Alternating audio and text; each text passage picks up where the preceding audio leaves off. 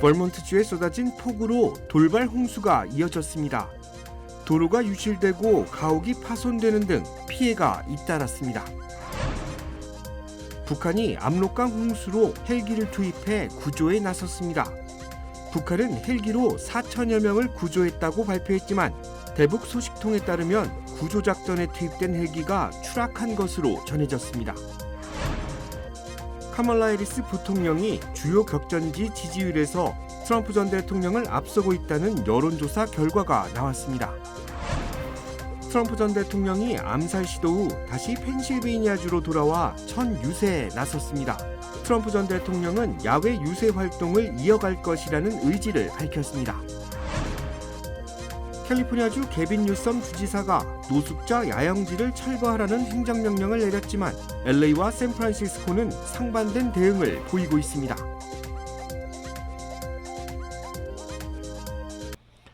여러분 안녕하십니까? KBS 아메리칸 뉴스입니다. 동북부 지역 버몬트주에서 이번 주 쏟아진 집중호우가 홍수 사태로 이어졌습니다. 도로가 유실되고 주택 침수와 파손이 속출하는 등 피해가 잇따르고 있습니다. 보도에 이유수 기자입니다. 반으로 갈라진 아스팔트 도로 아래로 하천이 형성됐습니다. 가옥은 힘없이 주저앉았고 산사태로 내려온 토사는 도로를 뒤덮었습니다. 이번에 홍수 피해를 겪은 곳은 벌몬트주에 자리한 린든이라는 작은 도시입니다. 3주째 이어진 허리케인 베릴 여파가 이 지역에 영향을 미치면서 피해가 발생한 겁니다. 7 to 8 inches of rain and it didn't stay in the brook. It flowed over the road and took out a couple houses. Took out half my front lawn. 7 inches of rain in 6 hours, and everything was just awash. Yeah, our roads, 105 washed out. We were essentially an island. We couldn't get in or out without risking going through heavy water. 폭우로 범람한 물에 차량은 힘없이 떠내려갔고 전신주가 넘어지면서 전력 공급도 차단됐습니다. 지역 당국은 중장비를 동원해 피해 복구에 나서고 있지만 광범위한 지역이 침수되면서 복구에 큰 어려움을 겪고 있습니다. 국립기상청에 따르면 지난 화요일부터 어제까지 벌몬트주와 뉴햄프셔주에 이어진 폭우로 50여 채의 가옥이 파손된 것으로 집계됐습니다. 피해 지역들은 재난지원과 구호 활동을 위해 의회에 긴급자금을 투입해 줄 것을 요청한 상태지만 복구에는 오랜 시일이 걸릴 거라는 전망입니다. KBS 뉴스 이우수입니다.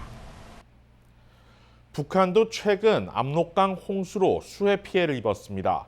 북한 당국은 압록강 인근 주민들이 고립되자 김정은 국무위원장 지휘로 헬기를 동원해 4천여 명을 구조했다고 선전했는데요. 알고 보니 구조 작업 도중 헬기 여러 대가 추락했다고 대북 소식통이 전했습니다. 북한에서는 이번 수해로 사망자와 실종자가 1000여 명에 이르는 것으로 알려졌습니다. 고은희 기자가 보도합니다. 거센 비바람을 헤치고 날아가는 헬기. 지난달 말 압록강 범람으로 섬에 고립된 주민들을 구조하는 북한 헬기로 추정됩니다.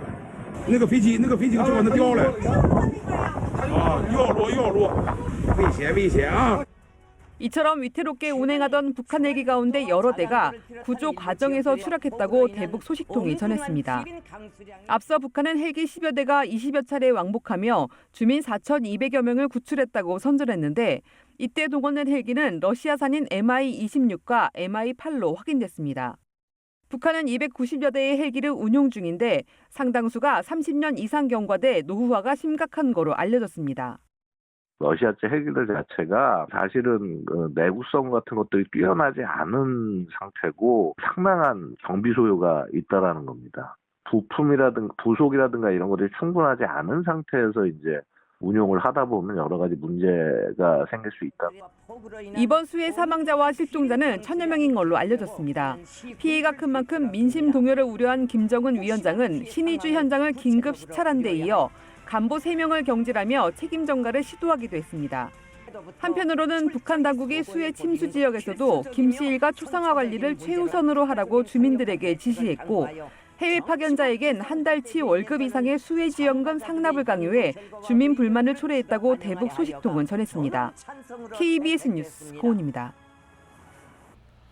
조 바이든 대통령의 사퇴 이후 민주당 대선 후보로 급부상한 카멀라 해리스 부통령이 주요 격전지 지지율에서 공화당 후보인 도널드 트럼프 전 대통령을 앞서고 있다는 여론조사 결과가 나왔습니다.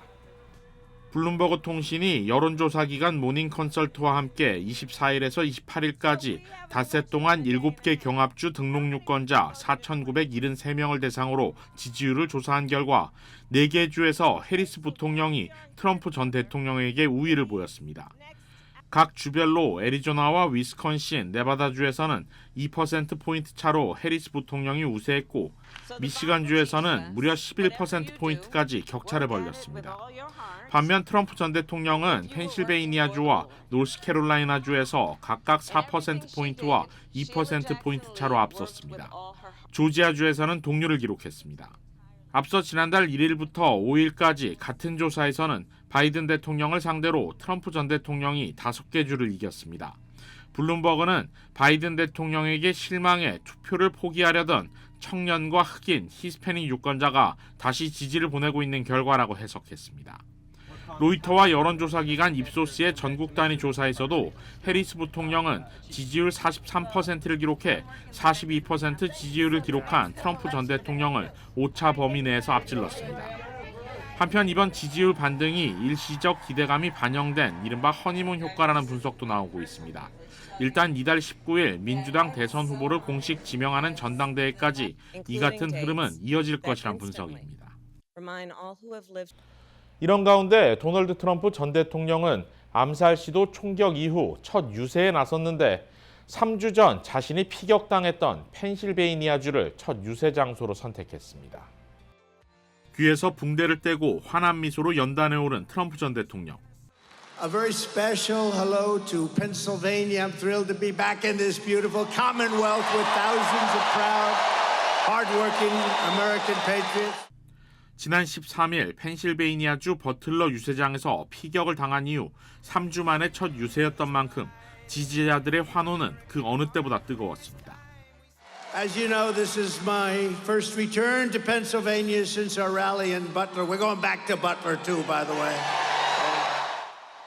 청중을 사로잡은 트럼프 전 대통령은 현장에서 목숨을 잃은 전직 소방관을 소개하며 애도하기도 했습니다.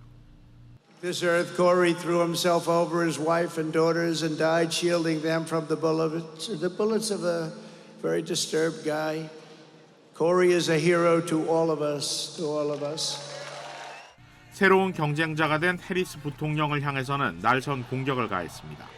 경찰 예산 삭감을 지지하는 급진파이자 자신의 정적에게만 강경했던 검사였다며 강도 높게 비난했습니다. I think worse than Biden. And he's gone, he's shot. But if she becomes your president, our country is finished, I'll tell you. 피격 이후 첫 유세를 마친 트럼프 전 대통령은 앞서 자신의 소셜미디어 트루스 소셜에도 조만간 자신이 피격당했던 버틀러시에서 다시 한번 유세를 이어가겠다고 밝혔지만 그 시기가 언제일지는 언급하지 않았습니다.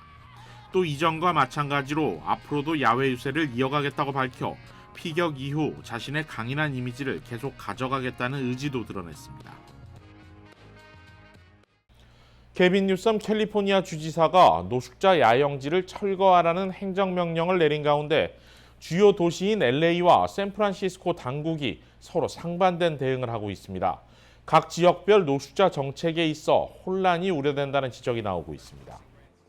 LA 카운티 슈퍼바이저 위원회는 화요일 노숙 금지 조례에 따라 체포된 노숙자들을 카운티 구치소에 구금하지 않기로 결정했습니다. 위원회는 노숙자 대책으로 돌봄을 우선으로 하고 구금은 마지막에 한다는 기존 방침을 재확인했습니다. LA시도 같은 입장을 내세우고 있습니다. 캐런 베스 LA 시장 역시 주지사의 노숙자촌 철거 명령에 반대 입장을 표명하고 노숙자들을 위한 주택 공급과 지원 등 포괄적인 접근 방식에 초점을 맞출 것이라고 밝혔습니다.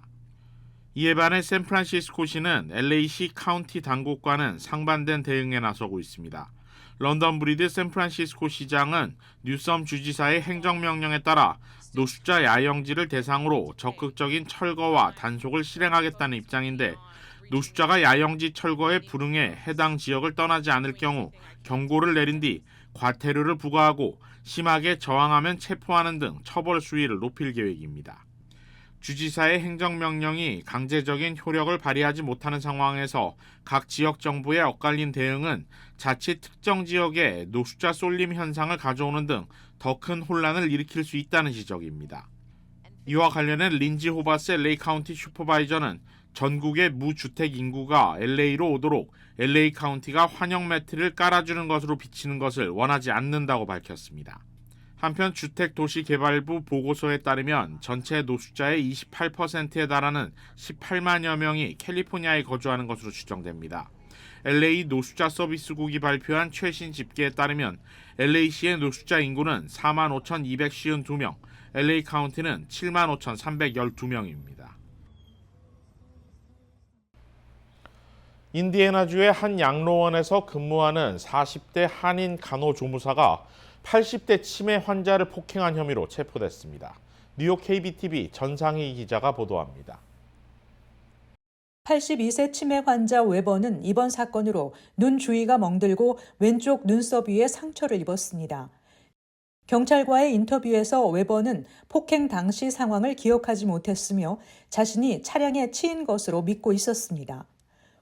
웨버는 2022년 뺑소니 사고의 피해자였습니다. 베델 매너의 또 다른 직원은 전 씨가 웨버를 침대로 옮기던 중 웨버가 공격적이었을 가능성이 있다고 밝혔습니다. 전 씨는 신체 상해를 초래한 성인 폭행 혐의로 기소됐습니다. 직원들은 항상 웨버를 다룰 때 2명의 직원이 함께 있어야 한다고 전했으며 또한 전 씨가 평소 좋은 직원으로 평가받고 있고 환자들에게도 인기가 많았다고 사고를 안타까워했습니다. 전 씨의 해고 통지서에 따르면 웨버가 공격적이었고 전 씨의 대응이 악의적이거나 공격적이지는 않았지만 베델 매너의 관리 절차에 맞지 않았다고 밝혔습니다. 인디애나주 보건부에 제출된 사건 보고서에 따르면 전 씨는 군 복무 중 외상성 뇌 손상을 입었으며 이로 인해 사건 당시 영향을 받았을 가능성이 있다고 알려졌습니다. 전 씨는 자신의 자필 진술서에서 웨버가 자신을 때렸기 때문에 방어를 했으며 분노를 참지 못하고 대응한 것을 깊이 후회한다고 밝혔습니다. KBTV 뉴스 전상입니다. 미국과 러시아가 정치범과 전직 스파이 등을 포로 교환 방식으로 서로 풀어주는 데 합의했습니다. 모두 24명으로 냉전 이후 미국과 러시아 간 가장 큰 규모의 수감자 교환인데요. 독일을 포함해 모두 7개 나라가 막후 협상을 이뤄낸 결과입니다. 김지숙 기자가 보도합니다. 길게는 5년 넘게 러시아에 수감됐던 미국인들이 석방돼 귀국길에 올랐습니다.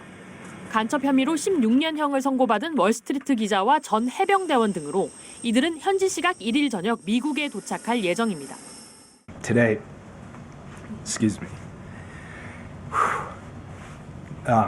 was a very good day. And we're going to build on it, drawing inspiration and continued courage from it. 이번 석방은 미국 등 서방 국가에서 수감 중이던 러시아 측 수감자와 맞교환 방식으로 이루어졌습니다. 모두 7개국 수감자 24명이 대상으로 러시아는 미국인 3명을 포함해 러시아의 야당 정치인인 일리아 야신, 반정부 인사 블라디미르 카라무르자 등 16명을 석방했습니다. 서방에서는 독일에서 종신형을 받고 복역 중인 정보기관 연방보안국 소속 암살자 바딤 크라시코프 등 8명을 러시아로 돌려보냈습니다. 냉전 종식 이후 러시아와 미국 간 최대 규모의 수감자 교환입니다. 바이든 대통령은 고통을 끝낸 외교적 위협이라고 자평했습니다. 특히 살인범을 석방한 독일이 결정적 역할을 했다며 감사를 표했습니다. The demands they're making to me required me to get some significant concessions from Germany, which they originally concluded they could not do because of the person in question. 러시아 크렘린궁도 성명을 통해 수감자 교환을 준비하는 데 도움을 준 모든 국가와 독일인 수감자를 석방한 벨라루스 대통령에게 감사의 뜻을 전했습니다. 전문가들은 이번 교환을 위해 미국이 러시아에 상당한 대가를 제공했을 것으로도 추정하고 있습니다. 바이든 대통령은 물론 해리스 부통령도 막후 협상에 참여했다는 보도가 나오는 가운데 현지 언론들은 이번 교환이 대선에서 민주당에 긍정적으로 작용할 것이라고 평가했습니다. 워싱턴에서 KBS 뉴스 김지숙입니다. 미국에서 판매되는 다크 초콜릿 등 코코아 함유 제품 상당수에 납과 카드뮴이 기준치 이상 들어있다는 연구 결과가 나왔습니다. 로이터 등 주요 언론들의 보도에 따르면 조지 워싱턴 대학 의과대학 연구팀은 학술지 프론티어스 인 뉴트리션에 발표한 연구 논문에서 시판 중인 72개의 코코아 함유 제품을 분석한 결과 43%에서 기준치 이상의 납이 검출됐다고 밝혔습니다. 카드뮴이 기준치를 넘어선 제품은 35%였습니다. 이와 함께 분석 대상 중 유기농 제품의 납과 카드뮴 함유량이 일반 제품보다 많은 것으로 나타났습니다. 인체가 납이나 카드뮴에 노출될 경우 두통과 복통, 근육관절 통증을 초래할 수 있고 만성 노출은 신장과 폐 질환 등으로 이어질 수 있습니다. 연구진은 다만 인체에 치명적인 비소의 경우 모든 제품이 기준치 이하로 나왔다고 덧붙였습니다. 이번 연구는 식품 내 중금속 허용량을 정해놓고 있는 캘리포니아 주민 발의안 65의 기준치를 적용한 결과로 식품의약국 FDA의 납 허용치 기준을 적용할 경우 분석 대상 제품 중 대부분인 70개가 기준치 이하였습니다. 조지 워싱턴 대학 연구팀은 이번 연구를 통해 하루에 1온스 약 28g 정도로 초콜릿 제품 섭취를 제한할 것을 권고했습니다. 한편 전국 제과협회는 이번 연구 결과와 관련해 입장문을 내고 여전히 초콜릿과 코코아는 안전하고 수세기 동안 그랬던 것처럼 간식으로 즐길 수 있다는 사실이 확인된 것이라고 밝혔습니다. 올해 LA에서 발생한 뺑소니 사고가 최근 7년 사이 크게 늘어난 것으로 집계됐습니다. 차량과 보행자 간의 충돌과 교통사고 사망자 수도 함께 늘어났습니다. 통계 전문 매체 크로스타운은 LAPD 교통국 자료를 인용해 올해 1월부터 7월 사이 LA에서 발생한 뺑소니 사고가 모두 62건으로 집계됐다고 밝혔습니다. 이는 지난 2017년 이후 가장 높은 수치로 팬데믹 이전이었던 2020년과 비교하면 2배 이상 늘어난 것입니다. 교통사고 사망자 수는 최근 7년간 30%가 증가했습니다. 올해 1월부터 7월 사이 사망자는 170명으로 집계됐는데 최근 3년간 사망자 수가 크게 늘어났습니다. 그 밖에 올해 차량과 보행자 간의 충돌 사고로 9명이 사망한 것으로 집계됐는데 이는 2017년 이후 5년간의 집계 평균치보다 40% 이상 늘어난 것입니다.